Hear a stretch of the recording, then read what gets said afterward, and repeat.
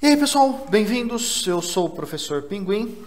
Mais uma vez estamos de volta para seguir nessa nossa jornada maluca de ver como a matemática tem um monte de coisas interessantes, como a matemática tem coisas bonitas, como a matemática tem coisas úteis. E no vídeo de hoje, como a matemática tem coisas meio fora da caixinha, assim, meio inesperadas. A gente está seguindo a nossa série de vídeos sobre os conjuntos numéricos. Hoje a nossa ideia é visitar os principais conjuntos numéricos. A gente começou pelos primos, pelos naturais, passou pelos inteiros, passou pelos racionais, e seguindo e construindo conjuntos numéricos cada vez maiores. Na maioria das vezes, quando você vê isso no ensino fundamental ou no ensino médio, e dependendo do caso até mesmo no ensino superior, você sempre vê aquela mesma sequência de conjuntos. Você vê primeiro os naturais, depois você vê os inteiros, que são maiores, depois você vê os racionais, e aí você vê os reais. Essa é a viagem normal, esse é o caminho normal que todo mundo costuma seguir. E hoje o que a gente vai fazer, basicamente, a gente está seguindo estrada, vai seguindo pelo caminho, a gente está olhando para os reais, e aí do nada tem uma vicinal que passa em algumas cidades aleatórias, e a gente vai visitar essas cidades aleatórias no meio do caminho. Hoje a gente vai investigar dois conjuntos numéricos que são maiores que os racionais e menores que os reais. Eu acredito que seja uma novidade para muitos de vocês que estão vendo o vídeo essa semana.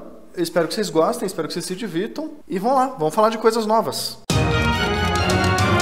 Olhando rápido o nosso mapa de viagem, basicamente esse é o nosso roteiro de viagem. A gente começou aqui no conjunto menorzinho e vai seguindo para os conjuntos, aumentando cada vez mais eles. No primeiro vídeo a gente viu os primos e os naturais. No segundo vídeo a gente também viu os inteiros e os racionais. E vamos seguir viagem falando do próximo conjunto, essa nossa desvio antes de chegar nos reais, que são os números algébricos. Os números algébricos, eles têm uma definição oficial. A definição oficial dele é razoavelmente simples. A gente diz que qualquer número x é um número algébrico, se ele for uma solução, se ele for uma raiz, de uma equação polinomial cujos coeficientes são inteiros. Botando isso numa linguagem que tem mais a cara do pinguim. Se você tem um polinômio, que é uma equação desse estilo, alguma coisa x elevado a n, alguma coisa xn menos 1, blá blá blá blá blá blá, coisa x quadrado, coisa de x, coisa constante, igual a zero. Isso é uma equação, quando a gente põe igual a zero. A partir do momento que esses coeficientes são todos inteiros, qualquer solução de equações desse estilo são números algébricos. É importante ressaltar que esses números têm que ser inteiros. O AN,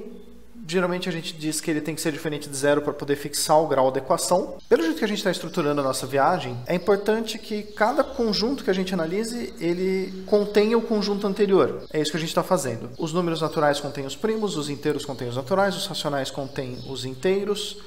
Então é importante que os números algébricos contenham os racionais. Mas ele não pode ser só os racionais, porque senão a gente não está criando nada novo, a gente não está ganhando nada novo criando esse conjunto novo, a gente simplesmente está dando um nome diferente para a mesma coisa. Por isso a primeira coisa que a gente discute é algumas coisas que são algébricas. Todos os inteiros são algébricos, porque se a gente pegar algum número inteiro, A, qualquer, ele vai ser a solução desta equação, x menos a igual a zero. Para a gente resolver essa equação, uma equação de primeiro grau, só isolar o x. E como o conjunto dos números algébricos é o conjunto de todas as soluções de todas as equações polinomiais de coeficiente inteiro, os coeficientes são inteiros, o coeficiente do x é 1, o coeficiente constante é menos a, e esse número inteiro a é uma solução. Então, todos os inteiros são contidos dentro dos algébricos. Além disso, os racionais estão contidos dentro dos algébricos. Para provar isso, é tranquilo também. A gente pode argumentar isso fácil, porque se você tem um racional, ele é sempre o número da forma a sobre b, onde o a e o b são inteiros e você não tem como simplificar isso. Se você for considerar essa equação bx menos a igual a zero, a gente pode resolver ela isolando o x. Para esse número a sobre b ser racional, o a e o b tem que ser inteiros, então esta equação é uma equação de coeficientes inteiros, e quando a gente resolve, a sobre b é uma solução. Então, por ele ser a solução de uma equação desse estilo, ele também é um número algébrico. Isso é o suficiente para provar que todos os racionais estão contidos nos algébricos. Mas agora a gente precisa de alguma coisa que não seja racional e esteja no conjunto dos algébricos. Alguns números que a gente pode incluir nesse conjunto e não estavam antes são todas as raízes quadradas de qualquer número natural que você pegar. Quando o número tem raiz exata, beleza, ele já era exato e aí estava resolvido. Mas quando ele não é exato, a gente tem coisas novas, que não eram números racionais. E olha só, o Luke apareceu para fazer uma pergunta hoje. Ei, Luke, o que você quer saber hoje? Poxa, é verdade, né? Em nenhum momento a gente conferiu se as raízes quadradas de números que não dão exato não são racionais. Apesar de a gente ter falado sobre isso nos dois vídeos que a gente falou sobre raízes quadradas, que o link deve estar aparecendo aqui em cima, talvez... Deixa eu baixar um pouco aqui. Deve estar passando aqui em cima o cardzinho. Mas é verdade, a gente falou isso, mas a gente não tem certeza desse fato. A gente não demonstrou ele, a gente não fez contas para ver se esses números são racionais ou não. Então, hora da gente fazer uma pausa dramática e fazer uma demonstração clássica para demonstrar que números que não têm raízes exatas não serão números racionais. Eu vou fazer a demonstração clássica, que é uma demonstração que data do tempo dos gregos, que basicamente eu vou provar que raiz de 2 não é um número racional. Para você provar que qualquer outro número que não tem raiz exata não é racional, o raciocínio é o mesmo. Então eu vou demonstrar por raiz de 2 e a ideia é que o argumento seja parecido. Se você precisar demonstrar qualquer coisa, ele vai ser muito parecido com esse. Para demonstrar isso, eu vou usar uma técnica chamada redução ao absurdo. Basicamente, eu vou supor que esse número poderia ser racional e provar que isso é impossível, gerando um paradoxo. A partir do momento que é impossível esse número ser racional, a gente demonstrou o que queria. Vamos começar essa demonstração clássica. Vamos começar supondo que raiz de 2 seja um número racional. Se isso acontece, então raiz de 2 ele pode ser escrito com uma razão entre dois números inteiros e essa fração tem que ser redutível, que é o que quer dizer se máximo divisor comum ser igual a 1, quer dizer que você não tem como simplificar essa fração. Se raiz de 2 é essa razão, se ele é esse número racional, eu posso escrever ele dessa forma e elevar os dois lados ao quadrado. Isso implica que 2 é igual a p quadrado sobre q quadrado, ou equivalentemente, 2q quadrado é igual a p quadrado. Aqui tem uma consequência que se p quadrado é 2 vezes alguma birosquinha, isso quer dizer que p quadrado ele é um número par, porque ele é o dobro de alguém. E se p quadrado é par, isso implica que p sozinho também é par. Números pares ao quadrado são pares, números ímpares ao quadrado são ímpares. Se p ele é um número par, ele é com certeza o dobro de alguém. Eu vou dizer que esse número é um n genérico qualquer. E eu vou substituir isso de volta nesta equação aqui, 2q quadrado igual a p quadrado. Então, trocando agora o p por 2n, essa equação a gente pode simplificar por 2 e a gente chega num resultado parecido. q ao quadrado é 2 vezes n ao quadrado. Quer dizer que q ao quadrado é o dobro de alguma coisa. E se q ao quadrado é o dobro de alguma coisa, q ao quadrado também é um número par. O que implica que q tem que ser par pela mesma razão que o p era par. Como tanto q quanto p são pares, então isso quer dizer que eles têm um divisor comum de 2. Então, o divisor comum deles é no mínimo 2. Pode ser 4, 6, 8, pode ser qualquer outro número par, mas é no mínimo 2. Sendo 2, ele não pode ser mais 1, o que faz esta fração não ser irredutível. Isso faz com que raiz de 2 não pode ser escrito como uma fração irredutível entre dois números inteiros. Essa é exatamente a definição de números racionais, então raiz de 2 não pode ser racional. Isso é o suficiente para encerrar a nossa demonstração. Isso prova para o Luke e para vocês que raiz de 2 é um número não racional. E aí, Luke, ficou feliz que você aprendeu alguma coisa nova hoje? Ah, que bonitinho esse cachorrinho que eu tenho aqui. Beleza, inclusive se você também que está vendo o vídeo agora achou que vai deixar os seus amiguinhos felizes mostrando esse vídeo, eu acho que divulgar matemática é uma coisa muito legal quando você vê de uma forma que não seja só para estudar para a prova. Agora todo mundo, vamos dar tchau pro Luke, ele não aparece mais no vídeo de hoje. Tchau, Luke. E tá, beleza, então a gente sabe que as raízes, por exemplo, raiz de 2 não é um número racional. Mas esses números, raiz de 2, raiz de 5, raiz de 73, todos esses números vão ser números algébricos. Porque eles sempre vão ser soluções desta equação. É uma equação cujos coeficientes são inteiros. A gente tem 1x² menos a como coeficiente constante. E a solução dele vão ser esses dois valores. X igual a raiz de a, x igual a menos raiz de a. Provando que qualquer uma dessas raízes vai ser um número algébrico.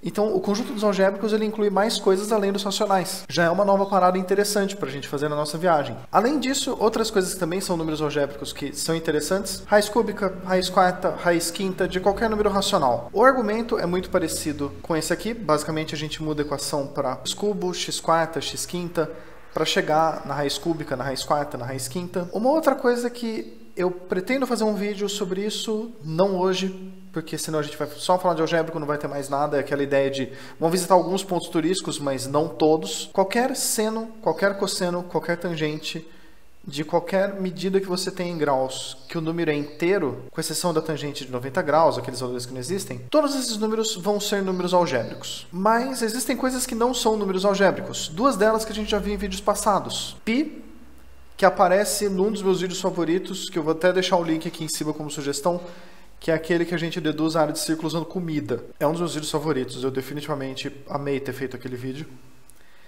E, que é o número de Euler, que ele também aparece quando a gente fala de uma das propriedades do triângulo de Pascal. Tanto o π quanto o número de Euler vão ter vídeos específicos só sobre eles, mas por enquanto vamos só mencionar que eles não são números algébricos. Então essa é a nossa primeira parada do vídeo de hoje. a gente tem um conjunto que não é muito falado, ele contém todos os racionais, mas ele ainda é menor do que os números reais, porque tem números que não estão lá, como o π e o número de Euler. Vamos falar agora de um outro conjunto ainda mais obscuro do que os números algébricos, que são os números computáveis. Os números computáveis, eles vão ser um conjunto que engloba todos os números algébricos, mas ainda assim não contém todos os números reais. A definição de um número computável dizemos que x é um número computável se ele puder ser calculado com qualquer precisão dada, utilizando-se um algoritmo, um programa de computador, um processo mecânico, que termine em um tempo finito. Essa precisão dada é alguma coisa do tipo, eu consigo calcular a raiz de 2 com 20 casas de precisão? Se vocês viram o vídeo do método babilônico, puxa vida, como eu estou botando links hoje, mas vai aqui mais um. O método babilônico ele é um processo que permite que você vá aproximando raízes quadradas com qualquer ordem de precisão que você quiser. Mas para você ir fazendo com mais precisão, você vai precisar aplicar ele mais vezes. Mas para você chegar em 20 casas de precisão, vai existir um número finito de passos que você chegue nesse resultado com 20 casas de precisão. Então, esse é um exemplo rápido de como você pode calcular com a precisão dada. Se você quiser qualquer número de casas decimais, você pode aplicar esse método babilônico para chegar nele. Tudo bem que quanto mais precisão você quiser, mais vezes você vai aplicar o método. Mas não importa qual precisão você chute. Existe um número finito de passos em que você termine essa precisão. Isso faz um número ser computável. Você conseguir, em algum processo, calcular ele num tempo finito. Então, coisas que são computáveis. Todos os números algébricos vão ser computáveis. Para argumentar isso, todos os números algébricos, eles são soluções daquelas equações polinomiais. Existem métodos computacionais para você calcular qualquer solução de qualquer polinômio em um tempo finito. Não vou falar sobre eles nesse vídeo, porque, de novo, só falar sobre eles daria um vídeo à parte. Tá na minha lista de coisas que eu pretendo falar. E quando eu falar, vai passar o link pro vídeo de hoje. Existe mais de um processo, inclusive, que você pode, utilizando programas de computador, chegar em qualquer precisão que você queira de qualquer raiz, de qualquer polinômio, de qualquer grau que você tenha no mundo. Então, todos os algébricos vão ser números computáveis. A pergunta mais difícil é, existe algum número que não é computável? Existe um problema de ordem filosófica nisso, porque a partir do momento que você consegue descrever um número, geralmente quando você descreve esse número, você tem já um método para que ele seja calculado utilizando um computador. Se você for definir um número como sendo uma soma, um fatorial, uma divisão, você tem como, utilizando um computador, ter um jeito de chegar nele num tempo finito. Então, geralmente, números que você tem como descrever, a própria descrição já te dá uma forma de calcular ele. Mas, pausa dramática, suspense. A maioria dos exemplos de números não computáveis, eles vêm de processos probabilísticos, e eles são zoados, eles são confusos. Eu acredito que encontrei um exemplo simples de um número que, bem ou mal, está na nossa vida, mas ele não é computável, que é o número exato de dias que a Terra leva para dar uma volta em torno do Sol. Porque, não, mas poxa, é 365, é inteiro.